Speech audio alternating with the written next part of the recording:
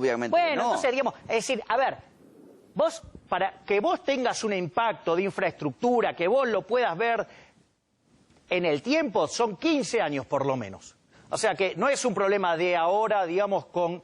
ni con la gestión actual, ni con el gobierno anterior, sino que tenés que ir a buscar más atrás. Es decir, el mismo argumento por el cual yo sostengo que la madre de todos los males no es el peronismo, aplica mismo igual acá. Es decir, vos tenés que empezar a buscar más atrás. O sea que hay una defraudación. Y además, digamos, del método científico lo único que utilizaron fue el nombre. El método científico surge de un modelo que se llama CIR, ¿sí?, que se presentó en 1927 y se mejoró a mediados de la década del 50, que tiene básicamente dos cauces de acción. Uno es trabajar sobre lo que tiene que ver con el individuo, o sea, que tome decisiones, por ejemplo, el uso del barbijo, el distanciamiento social, digamos, todas las cuestiones vinculadas a la higiene. Pero la otra parte, que tiene que ver con el método científico, tiene que ver con aplicar testeos masivos, seguimiento. ¿Para qué? Para que los que están infectados salgan más rápido del sistema e infecten menos gente. O sea, es para removerlos más rápido. Diego, de esa parte no se hizo nada. Se hizo muy poco. Argentina es el país, está entre los países con menos testeo, y Argentina está en el lote del 10% de países con más muertos de millón por habitante. Y no solo eso, sino que además tiene la cuarentena más larga y más profunda del mundo. Muerto por millón de habitantes no está tan alto. ¿Cómo que no? Está en el grupo del 10% que más muertos tiene por millón de habitantes. Es un escándalo. No. Claro, sí, exacto. O sea, Argentina es un fracaso. Perú tiene mucho más, Brasil tiene Está mucho bien, más, Estados Unidos tiene mucho más, Colombia tiene mucho más. El 10% del planeta que más muertos tienen por millón de habitantes. Argentina está en ese grupo. Sí, está en ese grupo. Entonces, lo que vos tenés es un fracaso sanitario y además destrozaste la economía y no hiciste, digamos, lo que tenías que hacer porque seguramente generaba mayor rédito político de seguir pagándole a la casta política, ¿sí?, seguir manteniendo gastos que vaya a saber a quién benefician. Seguramente hacer obra pública es mucho más beneficioso que comprar test afuera, que si llegás a chorear con eso salta a la vista,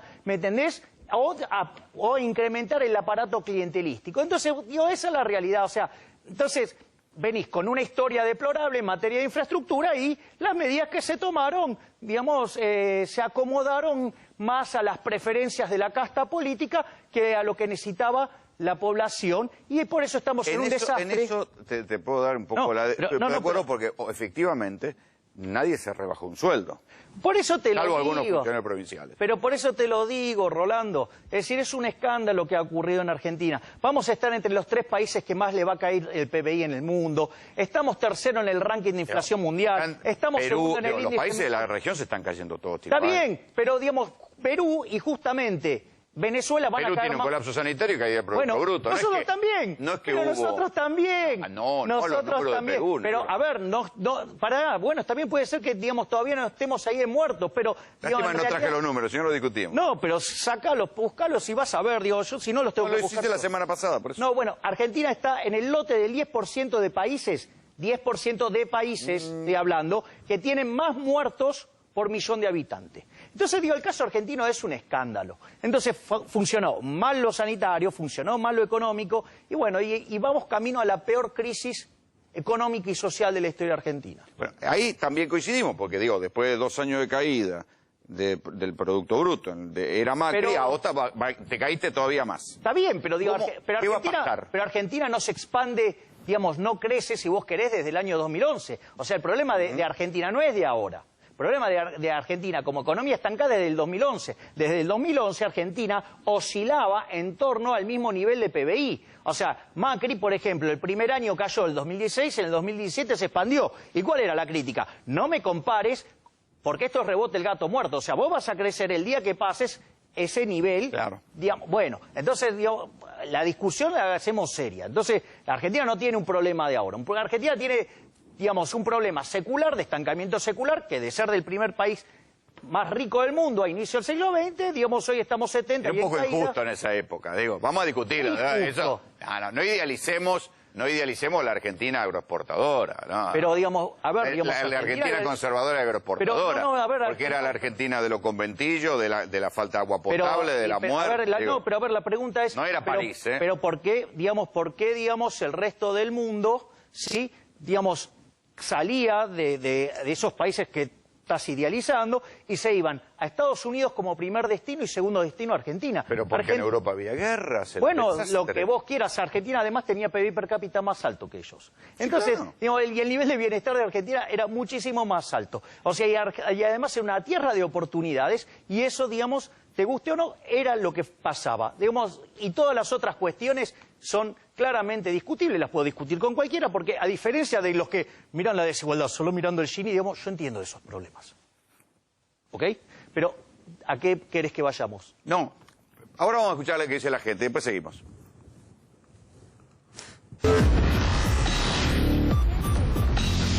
¿Cómo le afectó la suba del dólar ahorro?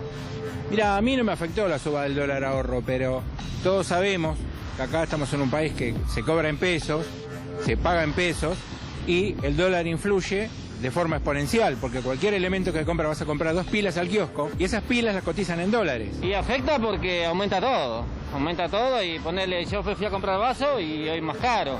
Afeta um pouco porque tudo se torna um pouco mais caro, né? Os preços aumentam e se torna tudo mais difícil comprar. Y en el trabajo afecta a todo el mundo.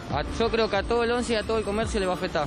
Cuando aumenta la nafta, aumenta el dólar, perdemos todo. En nada, absolutamente en nada. Sí, nunca puedo comprar para ahorrar.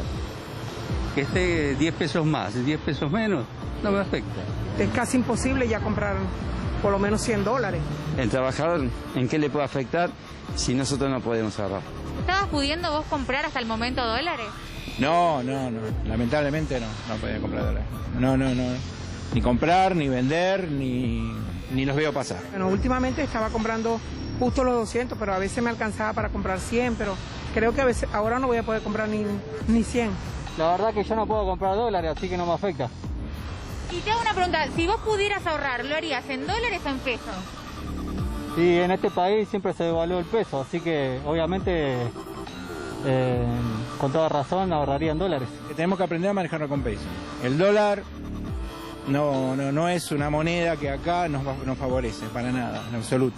Yo tenía, pero bueno, la cuarentena esta me hizo vender todo lo que tenía. No está pudiendo ahorrar nada. No puedo ahorrar nada, encima soy jubilado, no puedo hacer nada. Así. ¿Estás pudiendo aunque sea ahorrar algo? Sí, yo sí. ¿Y ahorras en pesos o en dólar? No, en pesos.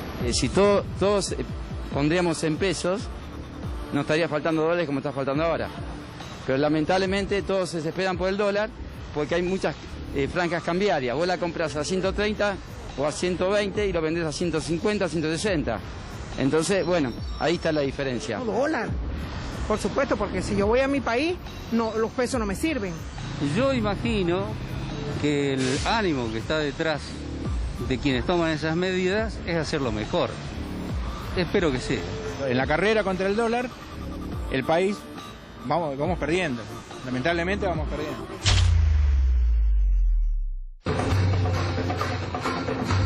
¿Cuánto le afectó el aumento del dólar ahorro? En lo absoluto no me ocupo. Del dólar no me ocupo. Pesos argentinos. No sé si me afectó porque no sé si tengo ahorro ya. Ya me los gasté.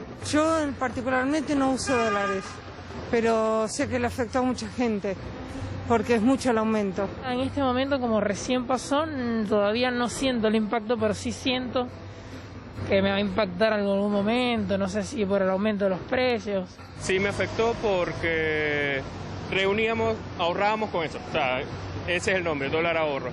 Y ahora con ese 35% que no sabemos si nos lo van a devolver, cómo nos lo van a devolver, cuánto tiempo, y ya eso se devalúa. Pues. Eso en el tiempo, por eso nos afecta. ¿Cómo ve la situación económica? ¿Le preocupa?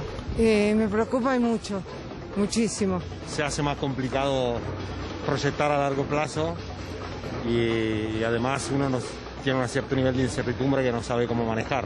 Nosotros venimos de Venezuela y aprendimos que Hay que comprar dólares. Hay que comprar dólares, o sea, es la forma de ahorro de muchas personas, no solo en Argentina, no solo en Venezuela, sino que en todos lados, en todo el mundo es una forma de ahorro. ¿Para qué comprabas el dólar? Es para ahorrar, simplemente para ahorrar, para tener gastos futuros, para el estudio, para viajar. ¿Quién no compra dólares en esta sociedad, en este país, cuando tenés un plus para ahorro. Desde que llegué a la Argentina tenía la posibilidad, lo hacía. Sí, me daba la posibilidad de comprar mi dólar ahorro, ahorrar y pagar alquiler, servicios, todo. ¿Y ahora con esta medida crees que vas a poder seguir comprando? A lo mejor pueda comprar, pero en muchísima menos cantidad. ¿Preocupa la situación económica? Sí, por supuesto. Yo creo que a todos nos preocupa. Pero primero está la salud, por ejemplo. Sin salud tampoco hay economía. ¿Por qué si el aumento es sobre el dólar ahorro, sobre el dólar blue, todo el mundo piensa que va a pasar a precios cotidianos? Bueno, a ver, acá hay un error, tanto del gobierno anterior, ¿te acordás cuando decía todos los precios están determinados en función... Brad Guy. Claro, que en realidad era un estalló la inflación.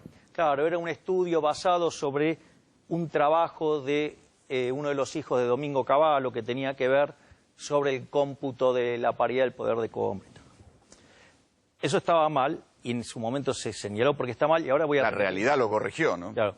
Y por otra parte, digamos, también está mal lo que postula el gobierno.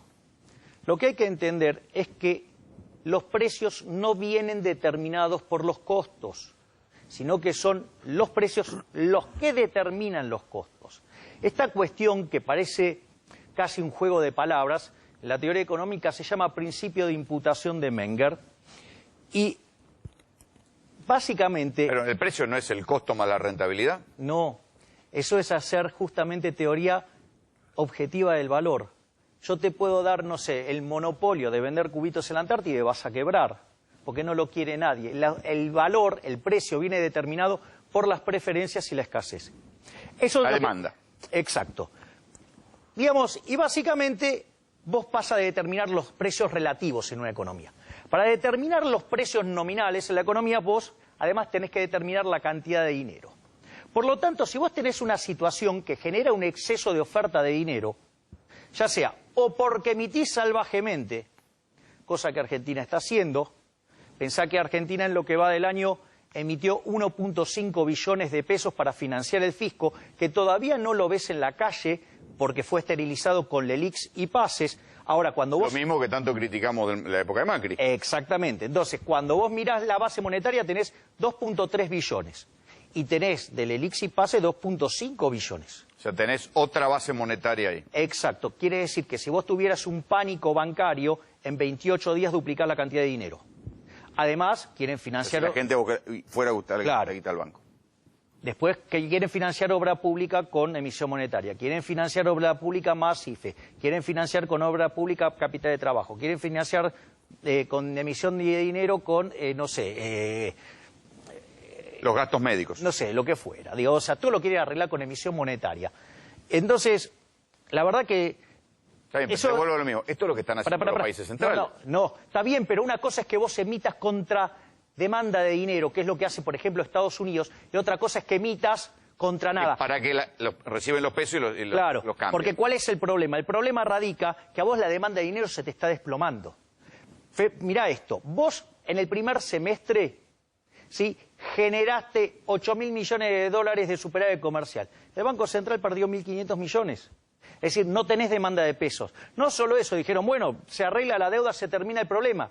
En los 2 primeros días posteriores al arreglo de la deuda, que salimos del default, el Banco Central vendió 400 millones de dólares. ¿Por qué no funcionó el arreglo de deuda? Bueno, si estuvo bien. Bien, no estuvo bien. Digamos, porque para hacer el arreglo que querían los acreedores, porque cuando arrancó esto, Guzmán ofrecía 39, los acreedores querían 55 y le dio 54-80, pero tardó 9 meses, o sea, perdió un montón de tiempo al divino botón. Entonces, lo que quiero decir es, explosión de oferta de dinero. Tenés caída de la demanda de dinero, porque te estoy mostrando todos los dólares que te entraron y perdiste reserva. Es más, cuando vos arrancaste, digamos, estaban comprando con la restricción de los $200, compraban 450.000 personas. En agosto compraron 5 millones de personas, es decir, tenés un desplome de la demanda de dinero. Todo eso significa, y además derrumbo la actividad económica, eso implica que el poder adquisitivo del peso va a caer, es decir, todos los precios expresados en unidades monetarias van a subir. El dólar, como es un activo financiero, pica primero. Es más, lo que vos vas a tener es que el dólar, como todos los precios nominales, ¿sí?, van a llevar la tendencia de lo que tiene que ver con la inflación. Y eso digamos, que tiene que ver con la emisión monetaria. Entonces, ¿cuál es el problema? Cuando vos pones una restricción en el mercado cambiario, lo que haces es bajar el nivel, pero no le cambias la tendencia. Entonces después vuelve, fíjate que está tan mal la cosa de Argentina que quisieron hacer eso y encima le subió. Es decir, vos, digamos, entonces la situación es un desastre. Y te voy a pasar un dato para que tengas orden de magnitudes del desequilibrio monetario.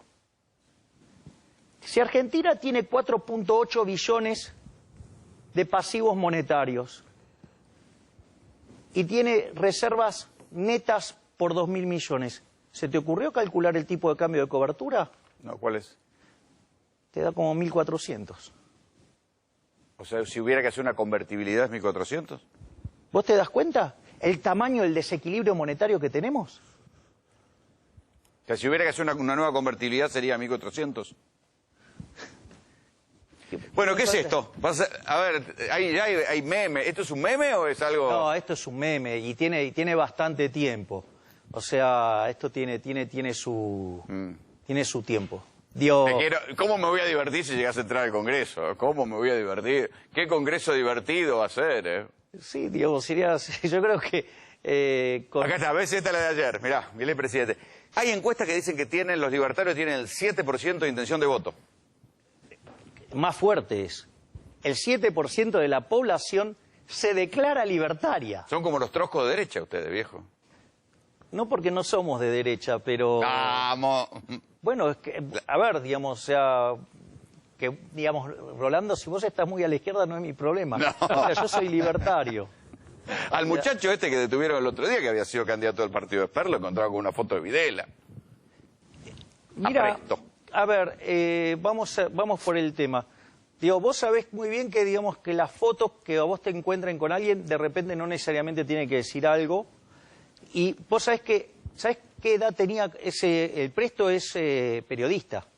¿Vos sabés a qué edad le hizo esa entrevista a Videla? A los 17 años. Si vos hubieras leído una nota en ese momento de un chico de 17 años a Videla, ¿vos se lo hubieras creído?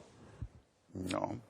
¿Y por qué te crees que el chico se saca la foto? Se saca la foto para tener un documento probatorio de que él le hizo la nota a Videla. Está explicado por él. O sea, me parece, digamos, que esa forma de hacer esas reflexiones... No es una reflexión. A mí lo que me da, y esto ya pasándolo a otro nivel, es que detrás del discurso libertario no venga el discurso autoritario. Porque este mix ya lo hemos tenido en la Argentina, de liberalismo económico y autoritarismo político. A ver, Rolando... Me encantaría que no suceda, pero... A ver, el liberalismo es el respeto irrestricto del proyecto de vida del prójimo. Digamos, no se condice con una solución totalitaria.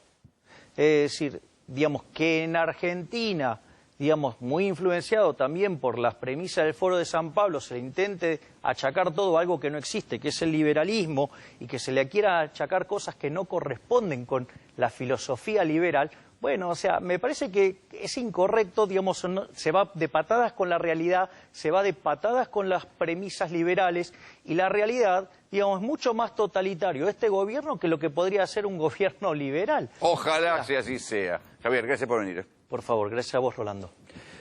Vamos a una información urgente. Bueno, vamos a actualizar un poco el estado de situación del chaqueño palavecino, porque...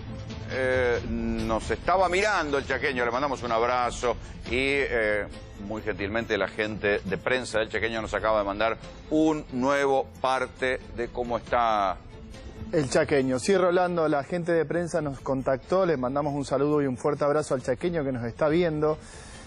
Nos explica que la necesidad de internación en terapia intensiva del chaqueño fue a través de una pequeña deficiencia pulmonar y el hecho de que el chaqueño padece la enfermedad de Chagas, que lo tiene desde chico. ¿Sí? ¿Qué tiene que ver con...? Y la enfermedad de Chagas produce una insuficiencia cardíaca, que en el caso del chaqueño es muy leve, que eso fue lo que lo complicó.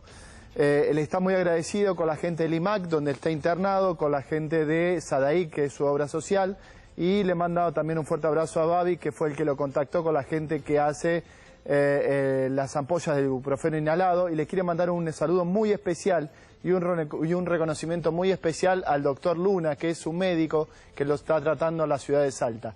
Pero nos dice la gente de prensa del Chaqueño que está mejorando de a poquito, día a día. No puede hablar, no puede comunicarse porque necesita oxígeno permanente.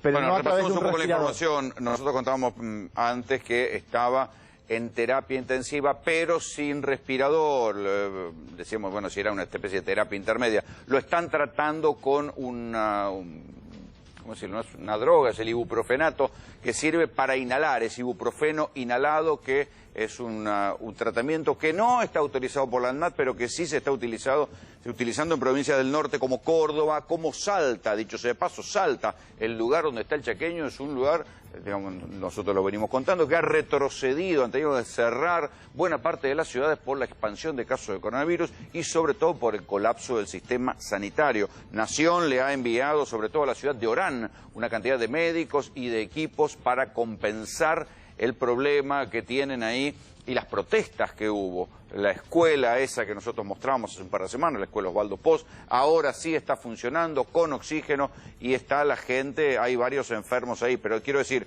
la situación del Chaqueño se da en el contexto de lo que pasa en la provincia de Salta, con además un ingrediente personal que no sabíamos y que esto nos lo acaban de contar, que él tuvo Chagas. Él tiene. Bueno, Una el vez Chagas queda para siempre. El Chagas queda para siempre. El Chagas es la enfermedad de Chagas-Massa, hay que ser reconocido con el doctor Salvador Massa, que fue un investigador, que fue otro de los que descubrió esta enfermedad, que se produce a través de un parásito que ingresa por la picadura de la vinchuca. Sí, claro. Cuando defeca la vinchuca, el parásito ingresa. Muy común en zonas rurales del norte de Argentina. Exactamente, y se aloja en el músculo cardíaco. Bueno, por eso las provincias del norte tienen un plan de erradicación de ranchos de adobe.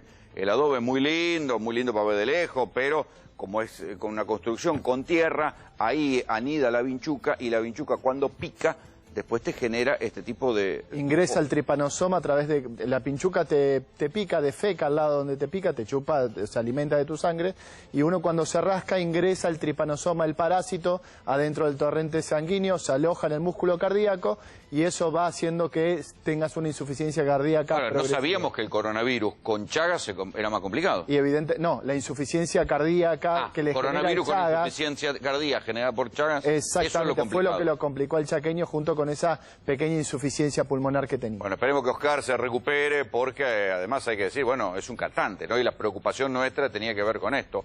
Por un lado, con si lo tuvieran que intubar con las cuerdas vocales, cómo queda la garganta del chaqueño, pero también con los pulmones, porque evidentemente si le están dando ibuprofenato es porque tiene algún grado de problema pulmonar, algún grado de neumonía, no sé qué será, y esto le genera...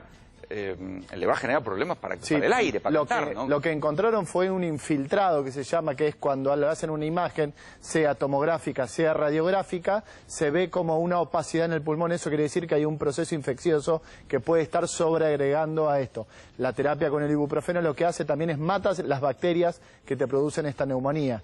Así que de a poquito se ve que está mejorando el chaqueño. No puede hablar, pero está mirando la tele, por suerte nos está viendo, así que le mandamos un gran abrazo allá al chaqueño en Salta. Un abrazo, Oscar, suerte, mejorate.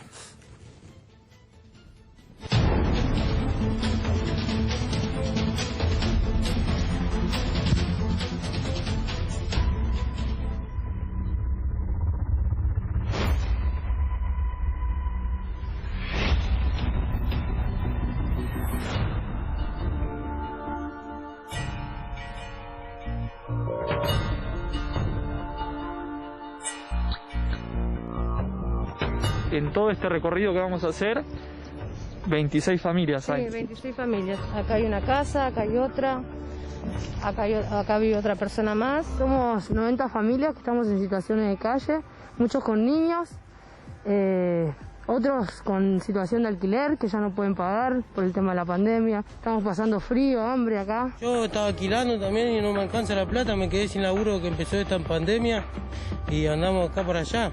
Tengo 2 hijos también. ¿Estás con tus 2 nenes acá? Sí, estoy con mis 2 nenes. En realidad nosotros estábamos en las vías, ¿viste? Y nos dijeron que no podíamos estar ahí en las vías y bueno, nos corrimos para este lado para no estar en las vías. Y después, bueno, empezó todo esto de que nos empezaron a cerrar con los policías y todo eso. están todos sin trabajo, los que trabajaban ya no trabajan porque, bueno, vos viste por la pandemia ya no hay laburo. Tengo 3 nenas, ella tiene 20 días y alquilo y ya no se puede más porque ya aumenta todo, te aumentan el alquiler, no tiene trabajo. Mi marido está trabajando en negro pero no puede trabajar porque no es esencial. Y yo acá, haciendo el aguante, necesito un pedazo de terreno para vivir con mis hijos. Para ellos es un problema que nosotros hoy en día estemos acá y para nosotros es un problema que ellos no nos dejen vivir tranquilos. No nos dejan salir ahí a comprar, no nos dejan ir a un baño. Estamos como prisioneros de este lugar. No nos vamos a ir hasta que no nos den una solución, porque no tenemos a dónde ir.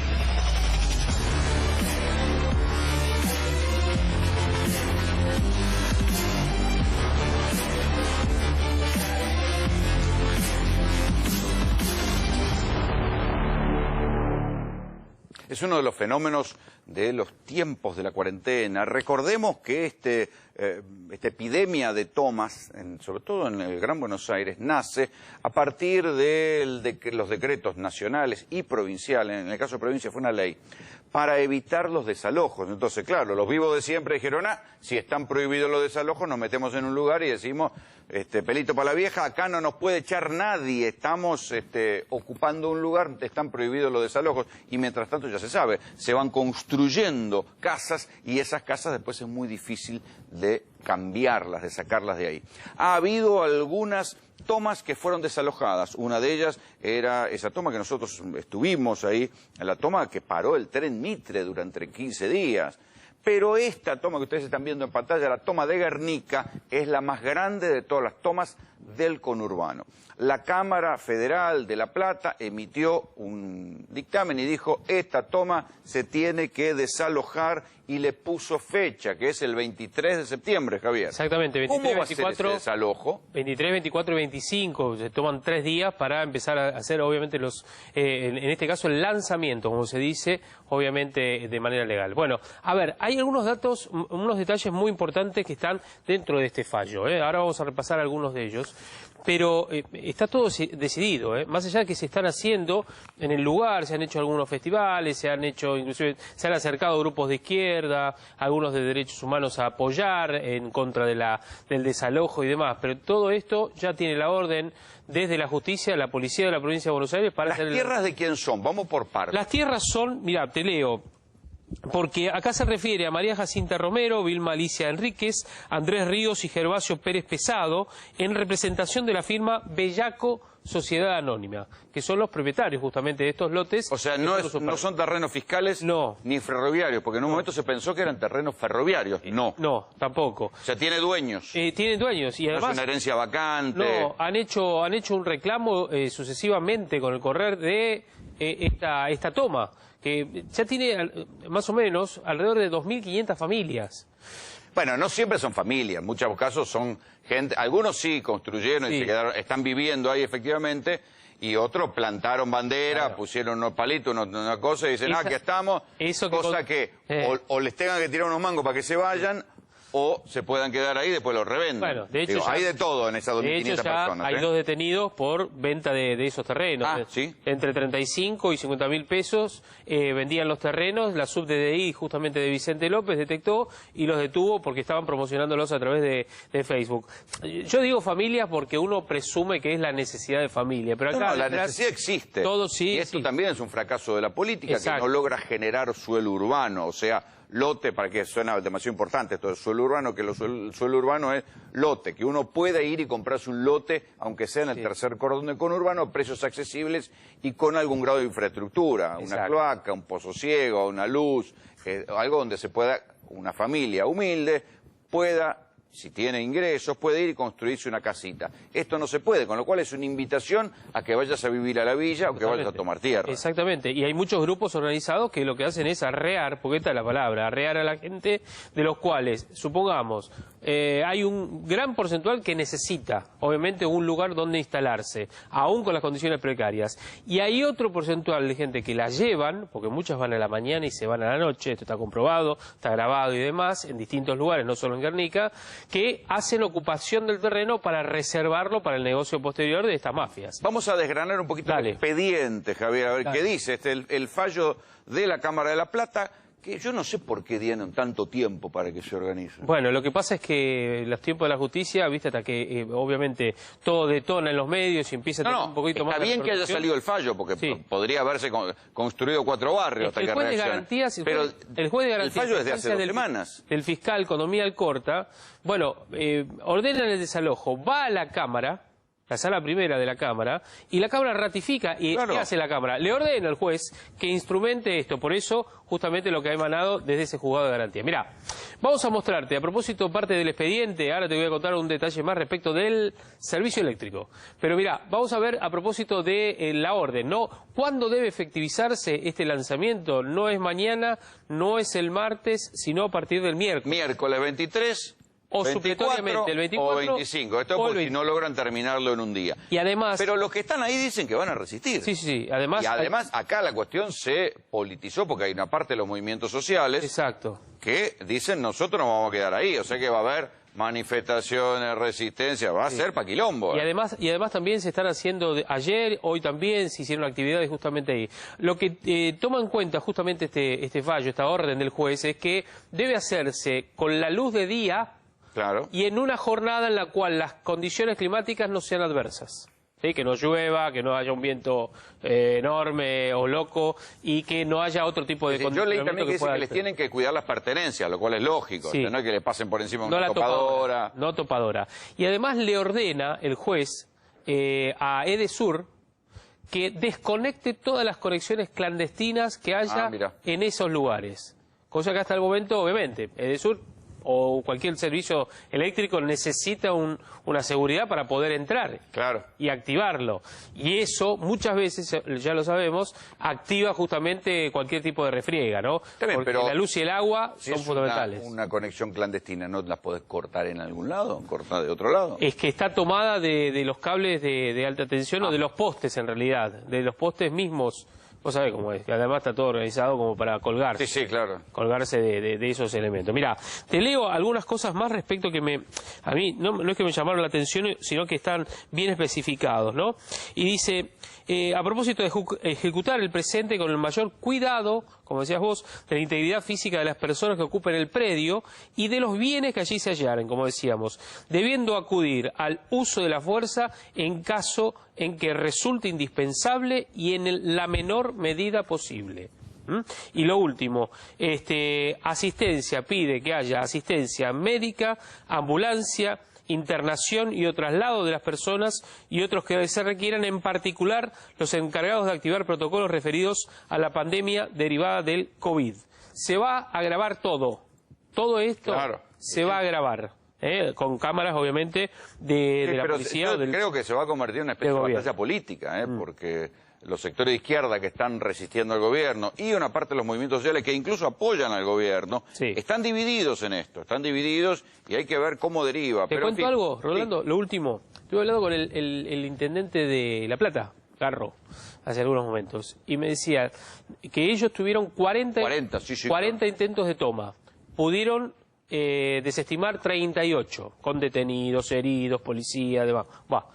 Y que la mayor parte de las veces, y sobre todo en este último, que es en la zona de Los Hornos, bueno, ya han loteado varios lugares y lo han vendido ya en segunda oportunidad. Es decir, porque este es el negocio, lo tomás, lo vendés. Lo vende, y ya después, si te echan, el que se come el desalojo es el otro que viene atrás. Pero aquí la tengo a Sheila Vilker, que es analista, política, amiga, a ver, ¿cómo ves el impacto que tuvo esto en la gestión? Porque yo creo que hubo algunas mediciones y había un rechazo importante de la población, incluso transversal a los sectores sociales. El rechazo a las tomas en la sociedad es alto, ¿no? Digamos, supera los 80 puntos, o sea, 8 de cada 10 argentinos rechazan la escena de toma. Pese a que reconozcan también la necesidad de la gente. Me parece que a priori hay un rechazo, me parece que se opera algo similar a lo que pasaba con los saqueos en el 2001, ¿no? Digamos, irrumpen como hechos malditos, ¿no? Digamos, hechos que... Buena lectura. No sé si... a ver, no sé si se piensan en profundidad y permiten la compasión, la empatía, la comprensión de la necesidad. Pero es que ¿no? tanto los saqueos como las tomas, cuando ves que le pasan a otro, uno dice, bueno, le puede pasar a uno.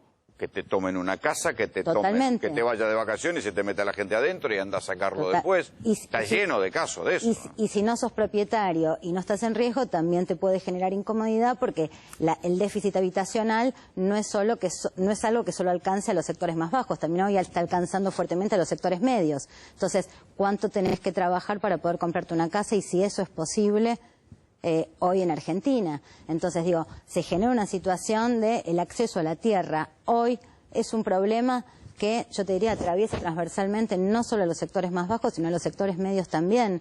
Entonces, bueno, me parece que ahí aparece ese rechazo. También es cierto que digo, vemos imágenes en las que vemos que, no sé, 3.000 personas o 3.000 familias viven en una situación en la que, digo, vos recién hablaban de los cortes de Edesur, sin agua, claro. En una situación, yo te diría casi en cuchas, en una situación subhumana. Y gente además que efectivamente tiene el problema, que alquilaban lugares de manera ilegal, o sea, de manera sin contrato, de alquiler negro, ¿viste? Sí. Por ahí eran por la casas, piecita, 8.000 pesos. Claro, exacto, alquilaban, se quedan sin laburo. Como los desalojos que están suspendidos son los desalojos legales, los desalojos ilegales te mandan un pesado, te tiran toda la calle y te echaron a la mierda. Esa gente es la que después termina desesperada y dice, ¿dónde voy ahora? Y también alimenta las tomas. El problema también es que si la solución es pasar al hecho de fuerza, esto es lo que genera también una sensación de incertidumbre en la sociedad y pone a la gente mucho más reactiva y aterrorizada, me parece. Totalmente. Ahorita el 80% de rechazo. Sí. Bueno, vos sabés que en Argentina hoy yo creo que el sentimiento más fuerte, o sea, hay dos sentimientos que están como ordenando el clima anímico de la sociedad. Uno es la incertidumbre, pero otro es el miedo, ¿no? Miedo a empobrecerse, miedo a enfermarse, miedo a ser víctima de la inseguridad, y yo creo que esto entra dentro de esa escena de la inseguridad, y por eso te decía, tiene ese condimento de hecho maldito, ¿no? Como un fenómeno que irrumpe en situación de crisis. ¿El gobierno coqueteó con la idea de dejar pasar esto hasta que vio los números? O porque hubo, viste, un periodo en el cual no se pronunciaban. Acordate que a Kicillof lo tuvieron que apretar los intendentes de Cambiemos, exigiéndole un pronunciamiento, y ahí recién salió a decir que estaba en contra de las tomas. Sí. Bueno, a ver, es que hay movimientos sociales que están en la coalición de gobierno. Son acciones ilegales, también es cierto que hay un problema ahí, que es un problema social y político también. Entonces el gobierno tiene que tomar, tiene que intervenir. Tiene que intervenir. Lo que no puede pasar es que no intervenga. Pero todas las villas, hoy muchos llamados barrios, porque se han urbanizado hoy mucho, han sido producto de tomas de tierra. Sí. Ilegal, por supuesto, ¿no? En Ciudad de Buenos Aires. Sí, las tomas legales no hay. Ahora, esta secuencia en cuarentena o en pandemia de tomas sucesivas, organizadas y demás, llama mucho la atención. Alguien levantó la bandera, ¿no? Y alguien dijo, claro, vayamos. Pero a ver, también, por eso hablábamos recién, yo decía, lo caracteriza como hecho maldito. ¿Qué es lo que hay ahí adentro? O sea, además de necesidad, hay otras cosas. Sí, hay puntero, hay de todo. Tenés de todo, tenés de todo. Puntero político, puntero de droga. Tenés de todo. Porque además ya sabemos cómo arranca con la necesidad social y después se tumberiza e impera la ley del más fuerte, porque ahí no hay Estado. Totalmente. Pero vamos a empezar a hablar un poco de cómo está el presidente Alberto Fernández. Yo creo que por sobre todas las cosas el peronismo es la Argentina misma. A la hora de gobernar es mucho mejor convocar a aquellos en los que confías como persona que a confiar en el saber de alguien que por ahí no tiene el mismo compromiso con lo colectivo. Nosotros en el peronismo nacimos para hacer la voz de los que no tienen voz, para hacer la voz de los que la sociedad deja al margen. Nosotros nacimos para integrar, para meter dentro de la sociedad a los que hoy la sociedad expulsa. Hay un enorme esfuerzo de esos sectores, desde siempre, por desprestigiarnos, por hacernos aparecer sin caída libre, por hacerle creer a la gente que las empresas se van, que la Argentina no tiene futuro. Ahora están desesperados por el dólar. Por mí que escriban lo que quieran, y usen la tinta que tienen como les plazca. Ese no es mi problema. Mi problema es que todos esos millones de argentinos que están esperando que su condición de vida mejore, cambie, que vuelvan a recuperar derechos que han perdido. Nosotros somos un movimiento reparador del daño que otros causan. Yo nunca me escucharon a mí decir qué justicia federal maravillosa que tenemos. Sí me escucharon decir la justicia federal es un desastre y hay que corregirla. Esto me he cansado de decirlo. Lo decía inclusive cuando estaba distanciado de Cristina. Que tenemos que estar todos nosotros convencidos es que si tanto nos pegan es porque estamos haciendo las cosas que decimos que debemos hacer. Por eso tenemos que estar más unidos que nunca, más seguros que nunca, más convencidos que nunca de lo que estamos haciendo. Nosotros no solamente heredamos el desastre que heredamos, sino que además tenemos que seguir remando en el medio de la pandemia. Nos dejaron el barco lleno de agujeros que donde entraba agua por todos lados. Y seguimos remando, y fuimos emparchando y seguimos remando. Con todo respeto por el macrismo, yo digo, un poco de prudencia, ¿no? Por lo menos tener prudencia después del desastre que dejaron. ¿En qué punto está el gobierno hoy? Porque efectivamente tiene razón el presidente, hay mucha voz crítica extrema, digo, la seguidilla de banderazos, ayer hubo otro banderazo también, otra vez le fueron ahí a la puerta de la Quinta de Olivos. ¿En qué punto está el gobierno hoy? ¿Sí? Enseguida vamos a hablar con Sheila Bilker sobre la imagen del presidente Alberto Fernández, el grado de aceptación que conserva en la sociedad. Recordemos que tuvo un momento casi de luna de miel, donde con niveles altísimos por su gestión de la pandemia del coronavirus, después la asfixia económica fue haciendo que esto se diluyera, vinieron las peleas con la ciudad de Buenos Aires, con Horacio Rodríguez Larreta, pero el detalle interesante es que empieza a haber mucha discusión interna dentro del gabinete porque hay ministerios que no arrancan, ¿sí?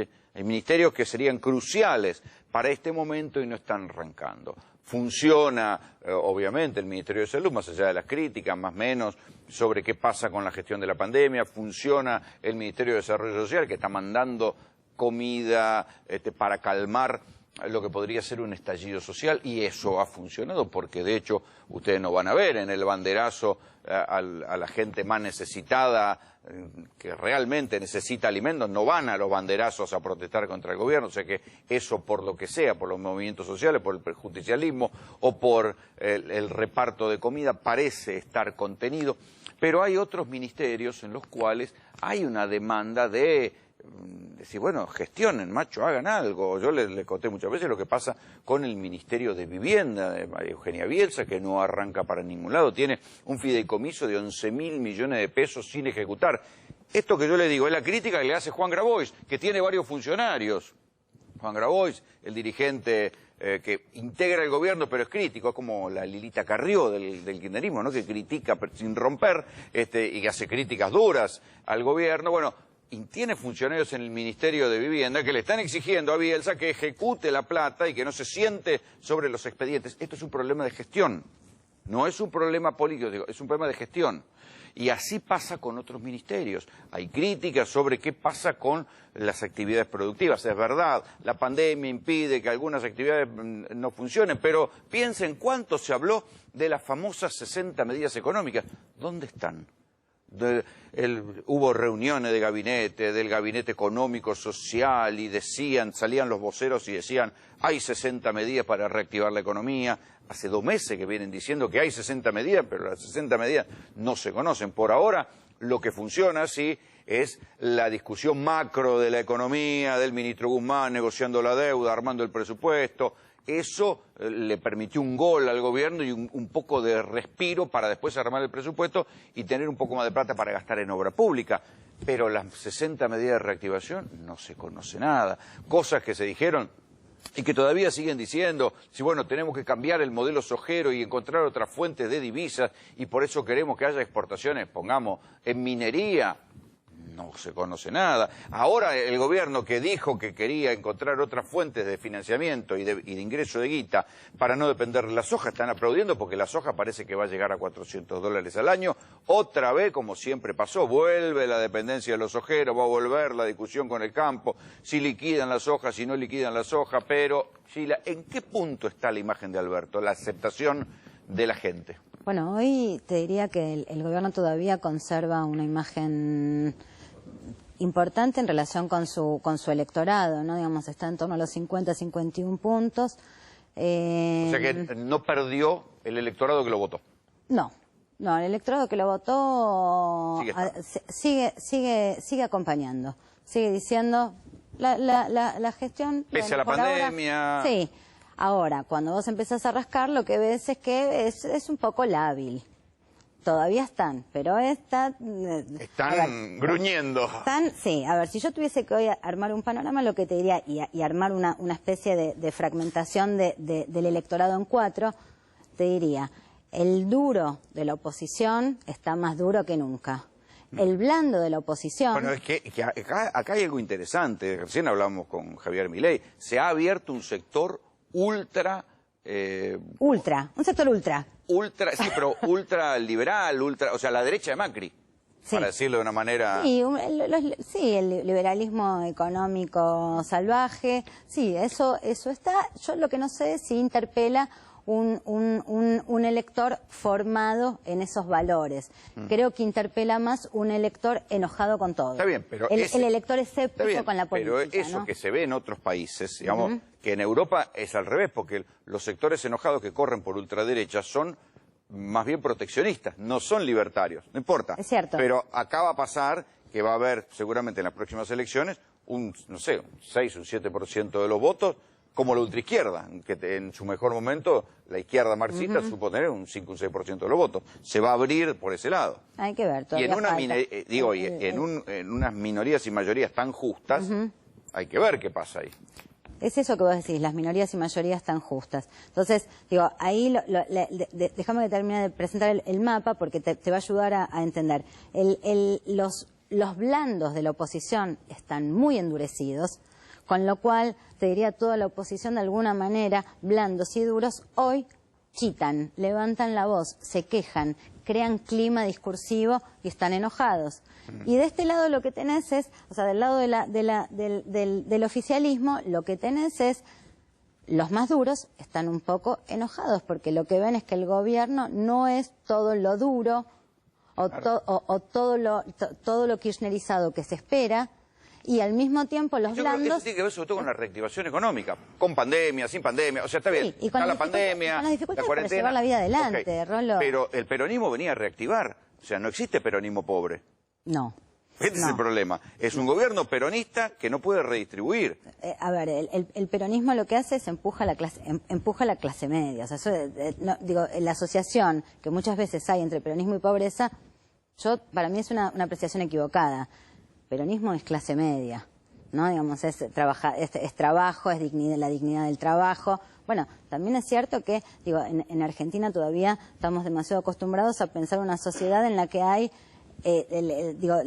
dadores de trabajo y trabajadores. Y me parece que hoy tenemos que empezar a pensar en que estamos atravesando el fin de la sociedad salarial. O sea, cuando hablamos de movimientos sociales, cuando hablamos estamos hablando de un fenómeno que no es marginal, empieza a ser cada vez más poderoso en el país. Bueno, ¿y qué va a pasar cuando quieran sacar el IFE? Bueno, porque es difícil sostener esa canilla de plata del IFE. Muy difícil. ¿Cómo van a pasar para sacarla? ¿No hay subsidio que se haya podido retirar en la Argentina? Igual la demanda y el acuerdo, nosotros preguntamos sobre eso. La demanda y el acuerdo es mientras dure la pandemia. Que termine la pandemia, o sea, son planes en el mientras tanto. Vos pensás que también la pandemia y toda la escena esta se está viviendo como una especie de paréntesis. Entonces, la ciudadanía acompaña ese apoyo o esos ingresos de emergencia en el marco de la situación precisamente de emergencia o Pero supongamos que se termine, no va a volver el laburo de la noche a la mañana, Obviamente va a haber un que no. periodo difícil Obviamente que de peronismo pobre. que no va a poder redistribuir. Digo, no va a haber un rebote épico de la economía. No. Esto es lo que debería buscar el gobierno. Y esta es una de las críticas que hay. Por eso yo no sé si no va a haber un cambio de gabinete antes del fin de año.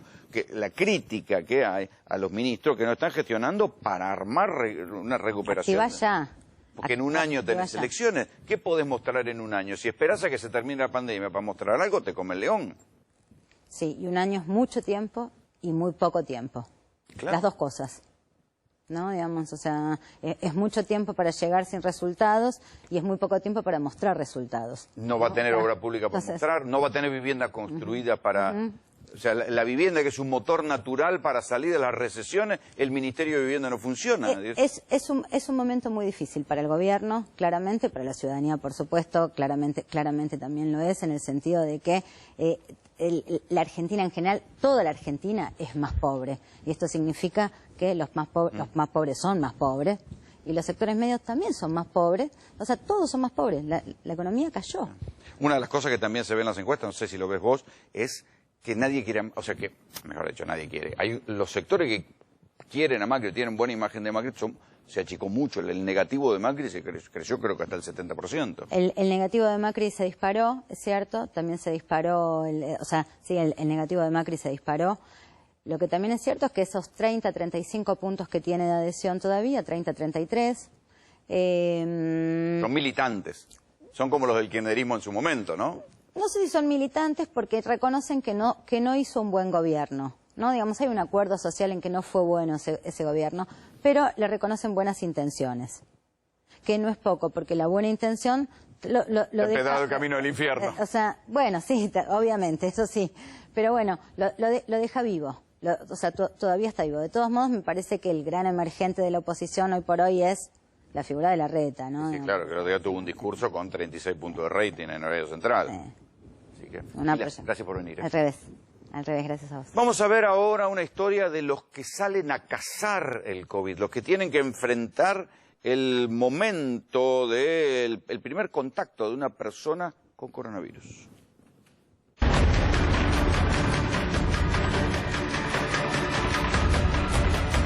Todo COVID.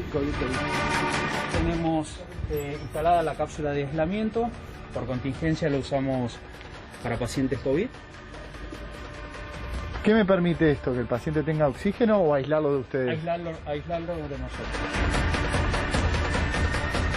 Estoy en primera línea, soy personal esencial, personal de salud.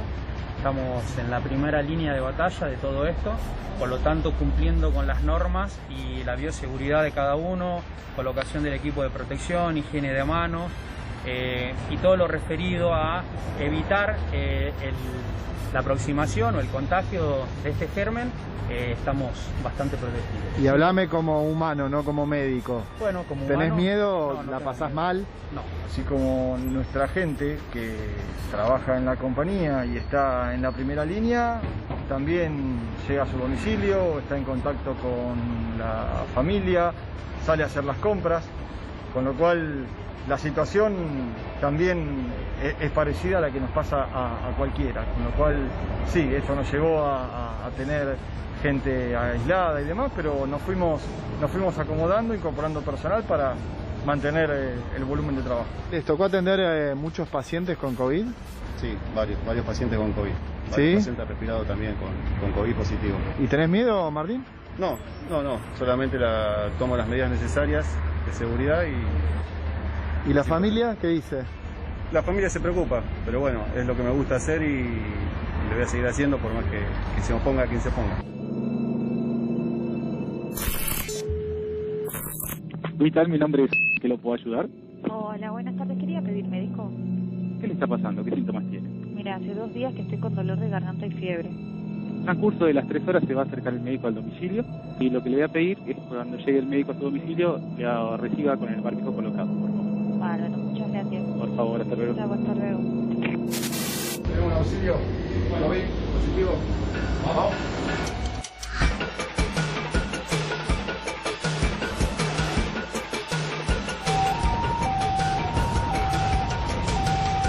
Bueno, estamos yendo a hacer un auxilio de un paciente COVID con Ángel y Martín.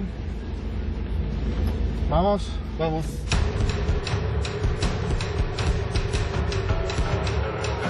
Muchachos, ¿dónde estamos yendo? Estamos yendo a tener un paciente COVID, a Maipú, al 2500. ¿Y cómo está el paciente? ¿Ustedes saben qué grado de saturación tiene? ¿Cuál es el estado general? Eso lo vamos a hacer en el modo presencial, así que todo lo que es los signos vitales lo tomaremos apenas tengamos la atención. ¿Cómo es el día a día con esto? Y cuando tenés un compañero que está en la misma, es como que ya venís con un objetivo que es primero y principal salvar vidas durante 24 horas, que es una guardia nuestra. Es nuestro objetivo, salvar vidas, educar a la gente en cada lugar donde vamos, en el domicilio, a más allá de la atención médica que puedo hacer yo. Cuando bajo con el paramédico, siempre educamos a la gente.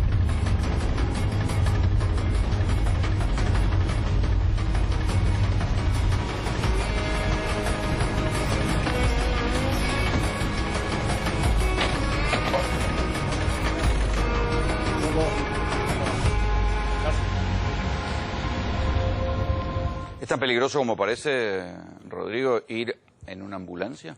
Sí, la verdad que sí. No te olvides que ellos son los que realmente están en la primera línea de atención con pacientes que no tienen diagnóstico todavía. O sea, se tienen que cuidar de la manera más importante porque no sabes si te estás enfrentando a un paciente con diagnóstico o a un paciente con una insuficiencia respiratoria. Y aunque si el paciente le dice, no sé, me duele, viste que hay síntomas que no son los tradicionales del coronavirus.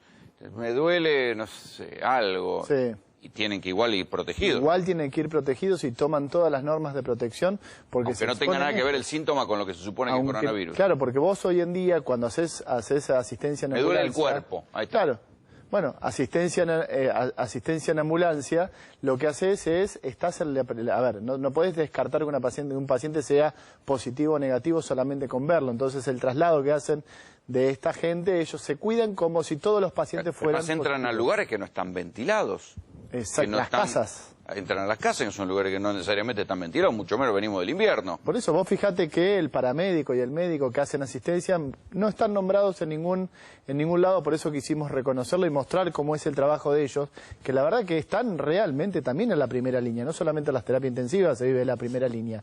En estas situaciones de asistencia, entrar a hogares que no sabes con qué te vas a encontrar, es la primera línea de trabajo también. Vamos a otra información urgente.